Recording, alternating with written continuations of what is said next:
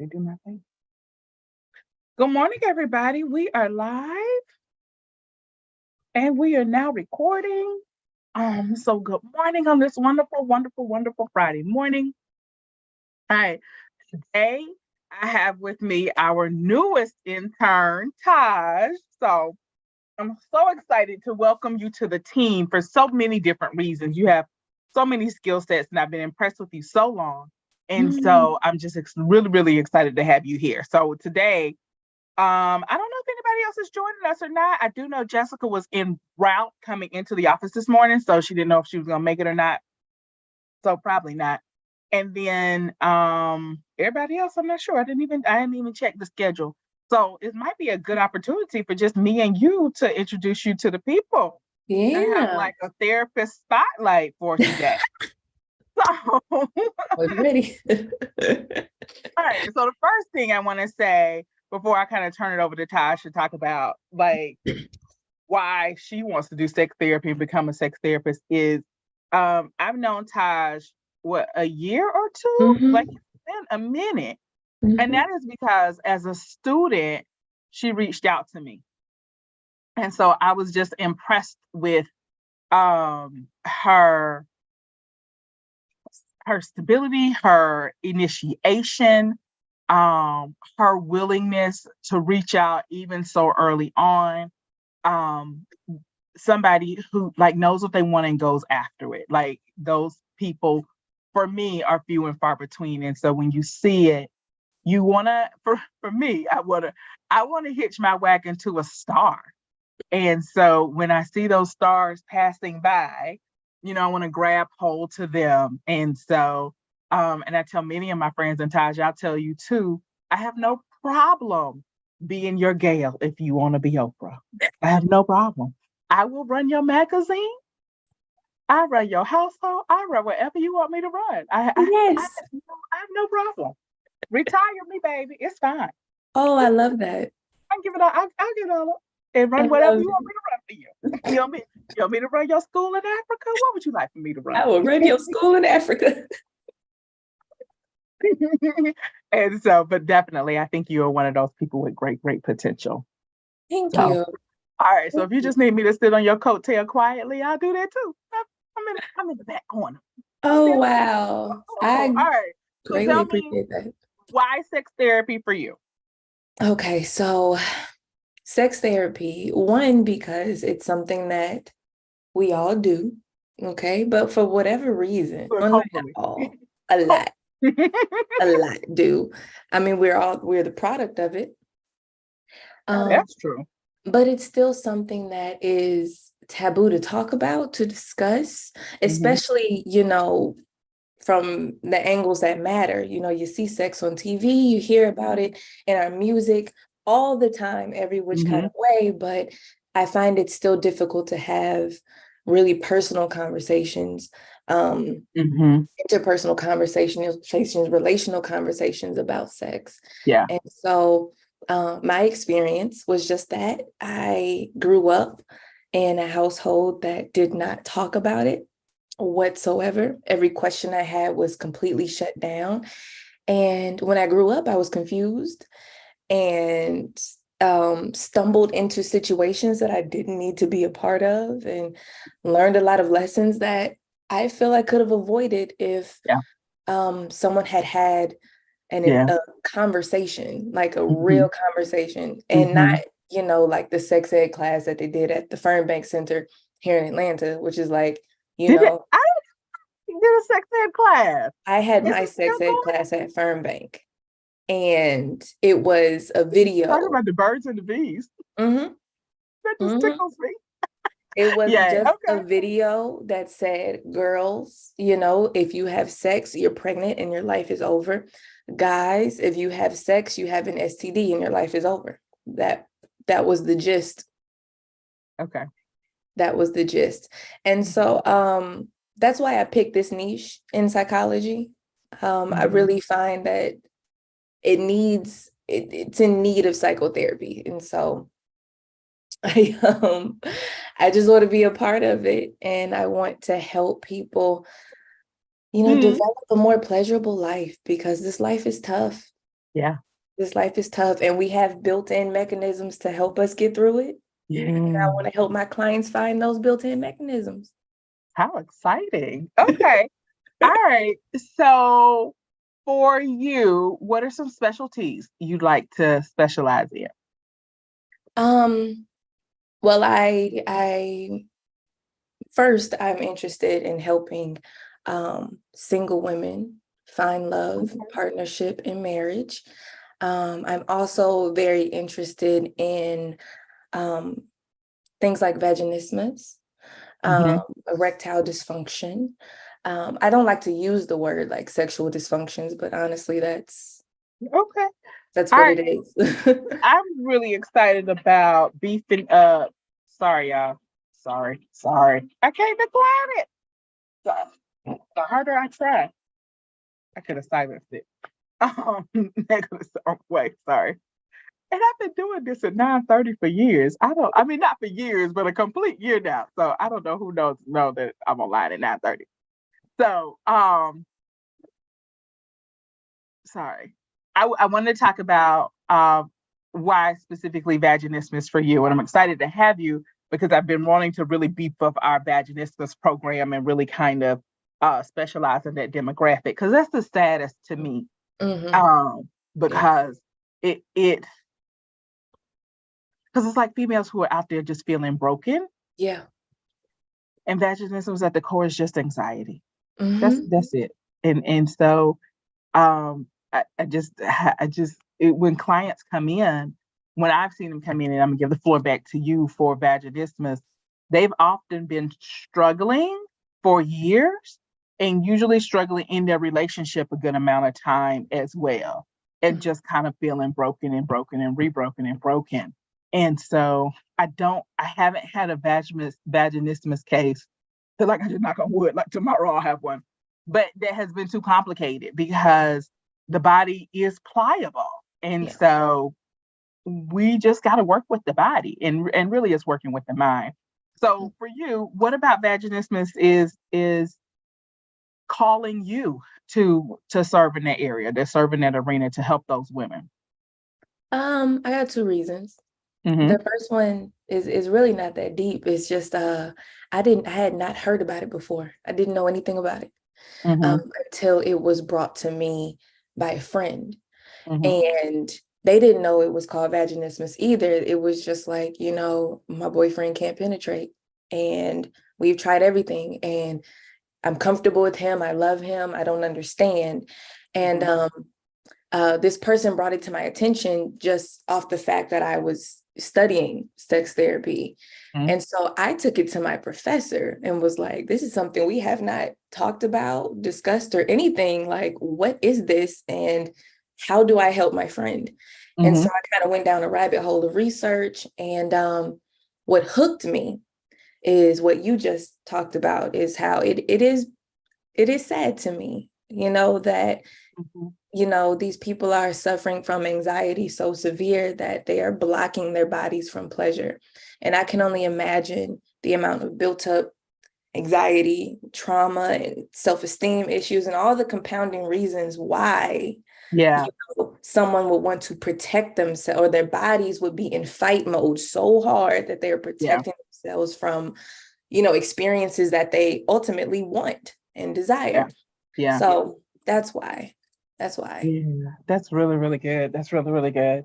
Um, like what you just said is their bodies are in fight mode, Mhm. and like the paradox of that your body is at fight mode at the moment that we would like it for to be the most relaxed, Relaxed. like the most open to receiving, and Mhm. it's in fight mode, and hmm, it just takes working on it and new conditioning and Mhm. time to fix the problem. And so it can be fixed. So if anybody's out there listening to us today, I definitely want you to know that this is a problem that can be fixed. Like this is a Absolutely. problem that can be fixed. Mhm. Um, let's see, you also mentioned erectile dysfunction. Mhm. All right.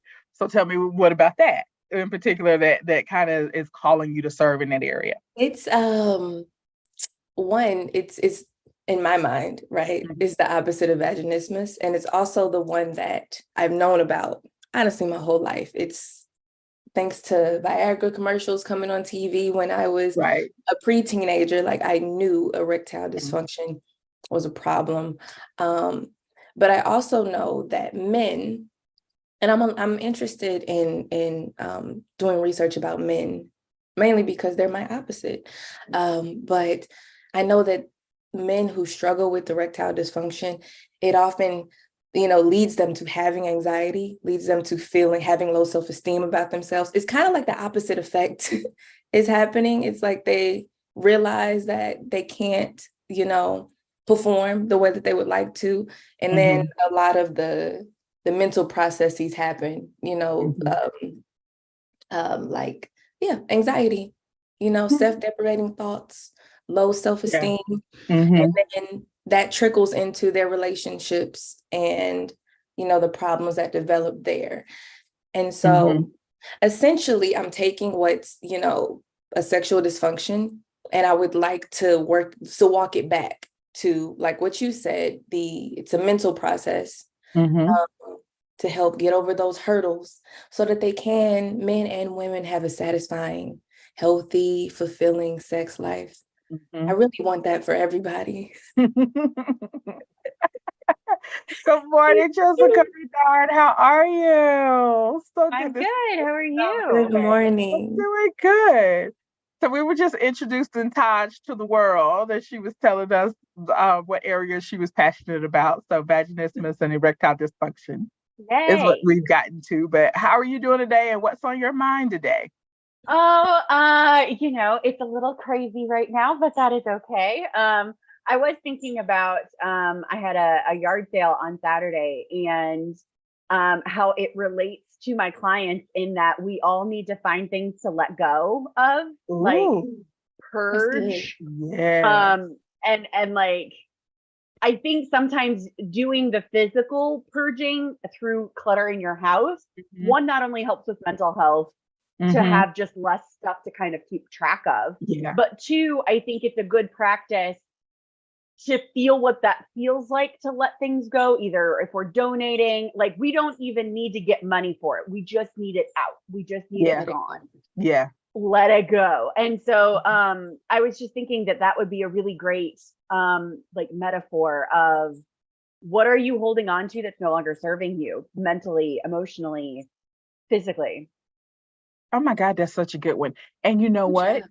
It's an excellent metaphor also for the fall because the Mhm. trees are like letting go of their Yeah. leaves. And in that letting go, it's such a beautiful phenomenon, right? Mhm. The fall colors that we see is all, representation of this tree kind of letting go so new life can be born after a Yes. period of rest. And Mhm. Yes. so oh, there's so many things that I want clients to let go to let go of. I feel like the list would be endless. But keeping it in the realm of sex therapy, I would like them to let go of all preconceived notions that they got from TV and or porn. Mm. And Sex so, expectations. Yeah. Sex yes. expectation. And so in that, as you let it go, I also would like to remind you that just like reality TV is still somewhat scripted, amateur porn, web 2.0, where it's very user-led content, is still somewhat scripted. Yeah. Like this is not your average people. um, and I was at a conference one time. And what they said, and it was funny because it was actually a religious conference, but nevertheless, but one of the things they said is 1% of the people post content, Mhm. 9% of people engage in content, and 90% of people are just looking. And yet, I feel like a lot of my clients are looking at all of the content online and assuming because they see that everybody is doing it. Yeah. Like everybody's swinging from the chandeliers, or everybody's like doing it on the deck on the cruise, or everybody Yeah. And yeah, no, that's just not the way the world works. Wait, you're on mute. You muted yourself. Yeah, regardless of whether or not they are or not, if Mm-hmm. that doesn't suit you or if you don't like that, let it go. Like, you don't have to do it. Right. Oh, that's good. Okay, Jessica, in the spirit of that, what's one thing you'd like your clients to let go? So I want them to let go all preconceived notions that they've picked up from TV. What do you want them to know? To let go. Let go of negative feedback to your partner. Like, don't do that. Don't touch me there. Like, I understand why, and going to that immediate no is understandable, but doing a positive redirect is so much more helpful and so less defeating to a partner. And that, oh, I really love when you touch me like this, or touch me here, or this is okay, but like, I think this would be better. Like, that positive redirect versus like, no, don't, I don't want, like, like that constant shutting down. That's a good one, because I don't think people understand, whether we consciously realize it or not, we're training people how to love us, how to touch us, how to be in relationship with us. And so what can happen is, when you're like, no, don't touch me there. No, you don't touch me there. No, don't touch me there. No, don't do this. No, don't do it like that. The person's left not knowing what to do, or feeling like, I don't know what to do. I can't do anything. And a lot of people, when they feel like they can't win the game, like they have no chance, they leave the field. Like, they just back up and retreat. That's an excellent point. Hey, Jessica. All right, Taj, even though you're new, in general, what do you think you want people to let go of? It kind of relates to yours, but I would say performance anxiety with it. Just for men and women. Which we kind of will build up by watching, all of the porn and things like that, and paying attention to what other people are posting and thinking that we have to do that. But then, of course, it's the pressure that we put on ourselves. Let's say they really want to keep this guy, and they think that sex is the only way to do that. And, they feel like they have to put on a complete show, to keep this man. Or from the opposite spectrum, this man wants to keep this woman, and he feels like he has to be 12 inches long and last for 3 hours and perform for that entire time.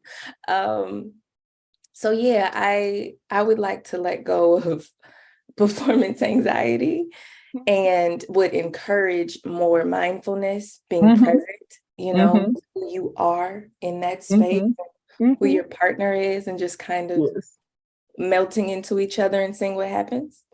Yes. Yeah.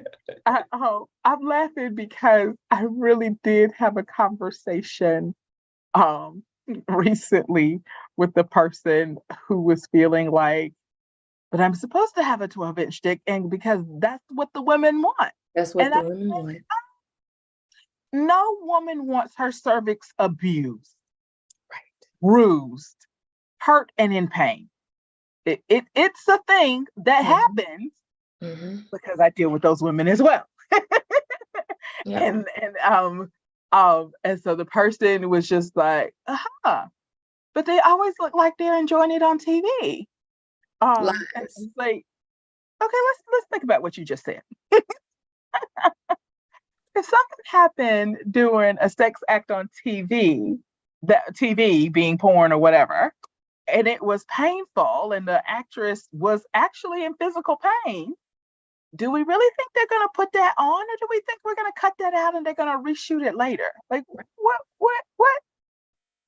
think about, like, the kind of goal? Well, and unless pain is your goal, which is also not a problem. Pain could be your goal, but we want to make sure that it's consensual. Yeah. So, like, if that, just throwing that out there.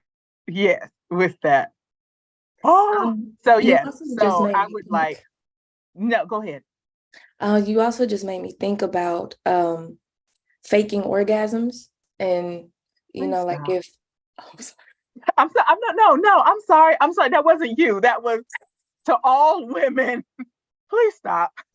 I want to be let go of faking orgasms. Because I'm sure, like, this man has watched these women on TV taking these 12-inch penises, and a wince and a whine from pain can sound a whole lot like a wince and a whine from pleasure. And so that she might just be in pain, but because she's performing, right now, she's going to wince and whine, and ooh, she like that, So that made me think of faking orgasms. Mm-hmm. So the other thing I would like people to let go of is hold on, how do I phrase this? Okay, let me tell you what I'm trying to get to, and then y'all can tell me how to phrase it. So I noticed throughout the years that I will have a couple who are like established in the marriage, and though in a heterosexual couple, and the wife is like, yeah, I'm not enjoying sex as much as I'd like to.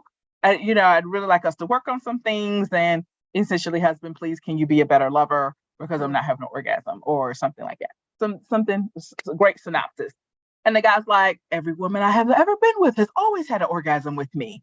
And so you must be broken because every woman I've always ever been with has always had an orgasm with me. Sir. That's tough. Of that don't add That's tough. Like the math ain't mathing. And so you're telling me that from the time you were 13, 14, 15, you've been an awesome lover and been able to create orgasms for your partner every single time? Every time. Okay, ladies. I would also extend that even further into your current relationship. So a lot of times at the very beginning of a relationship, people may be like, oh yeah, I love this. This is great. But they want you to like them. They want to connect with you. And so checking in every now and again, be like, hey, you mentioned that you like cheddar. Do you still like, is that actually my favorite cheese is Munster? Like, look, I just wanted to connect with you. So that can be for the same relationship that you're in as well. Definitely so. So I would like for you guys, what's that letting go of? Inaccurate historical data, even though you didn't know it was inaccurate. And so it's a phenomenon, guys. There are women out there who do lie about how great you are in bed. Yep. So therefore, when you get in a relationship, please understand that your partner is saying this out loud because they want to stay in relationship with you.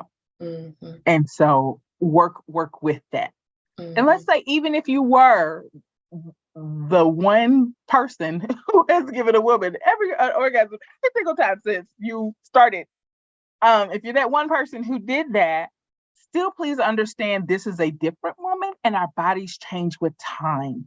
Mm-hmm. And so what worked with somebody and their body 10 years ago, or even just 5 years ago, may not be working today. Mm-hmm. And so I would like everybody to be open to their sex life changing however it needs to change. Specifically with aging bodies, and then when health concerns come around or arise, bodies change. A lot of females in particular talk about the changes after pregnancy. Mm-hmm. And just they're different women. They're a different woman, and it's a completely different body, and they don't even know their bodies themselves. Mm-hmm. And so, which makes sense because this body just now has turned into a milk producing, life producing, baby making machine. And so it went through a lot of transformation. And so let's just kind of be open to that. And so maybe my let go in that is let go of the past and be in the present. Mm-hmm. Let go of the past and be in the present, and just understand the relationship you have. Okay, we have 3 minutes left. All right, so Jessica, final words. And if you're having struggles leaving something go or letting something go, try and let go of something else. Feel where, if that feels like the most hard thing to let go of something that's a little bit, and work your way up, to letting those things go.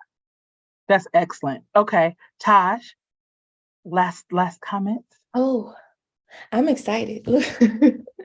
Look, that's my last comment because I'm new, I'm fresh, I'm here to learn, I'm here to share what I know. So Yeah, that's my last comment. I'm excited. So I think I love letting it go because it's the fall and it's the fall colors and you can feel it in the air. And so um just it, enjoy enjoy all of the colors of fall and be very present. So thank you ladies for joining me today. Have a great and wonderful day and I'll see you guys next time. Thank you.